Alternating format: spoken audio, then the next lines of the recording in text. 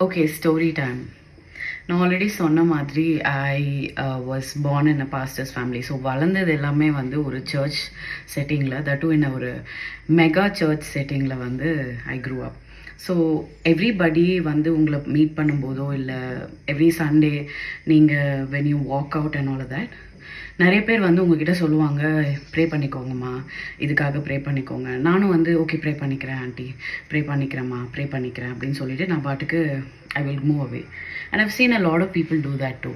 சும்மா நான் அவங்க வந்து என்ன பண்ணுவாங்கன்னா வந்துட்டு எங்களுக்காக இதுக்காக ப்ரே பண்ணுங்க அப்படின்னு சொல்லும்போது நான் ப்ரே பண்ணிக்கிறேன் அப்படின்னு சொல்லிட்டு I don't know whether they really pray about it. நான் பண்ணலை. நான் வந்து ஜென்ரலாக வந்து ப்ரே பண்ணிக்கிறேன் அப்படின்னு சொல்லிட்டு நான் பாட்டுக்கு விட்டுருவேன்.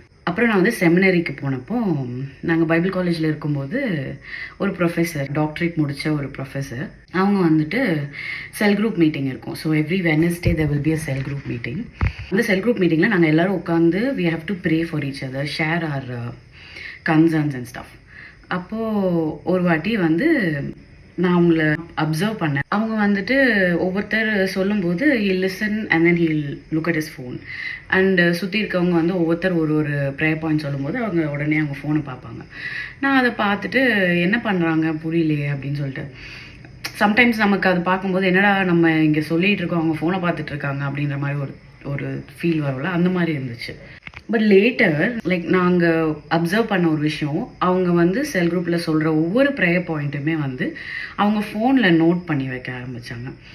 அண்ட் அவங்களுக்கு க்ரீக் ஹீப்ரூலாம் டீச் பண்ணிவிட்டு ஒரு பெரிய டாக்டரேட் முடிச்சுட்டு ஹீஸ் ஆல்சோ ஃபாரினுக்கு அதெல்லாம் ரொம்பவே புதுசாக இருந்துச்சு. ஸோ அப்புறமா வந்துட்டு அந்த வீக்கில் அடுத்த செல் குரூப் மீட் பண்ணுறதுக்கு முன்னாடி இல்லை நெக்ஸ்ட்டு செல் குரூப்பில் கரெக்டாக நம்மக்கிட்ட வந்து இந்த ப்ரேயர் பாயிண்ட் சொன்னீங்களே, how is that situation right now, இப்போ எப்படி இருக்க அந்த நீங்கள் சொன்ன ப்ரேயர் பாயிண்ட், அந்த கன்சர்ன் எப்படி போயிட்டுருக்குது, என்ன ஆச்சு, இஸ் தேர் எனி அப்டேட் அப்படின்னு சொல்லிட்டு அவங்க கேட்கும்போது எனக்கு அப்படியே ரொம்ப ரொம்ப வியப்பாக இருந்துச்சு.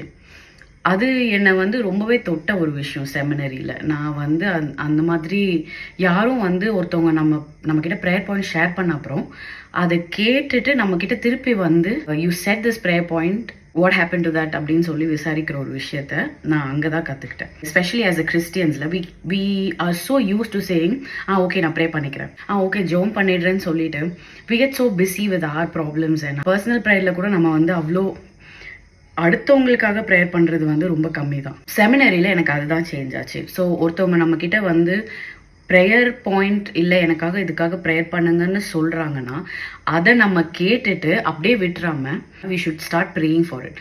இல்லை நம்ம ப்ரேயர் பண்ண போகிறது இல்லை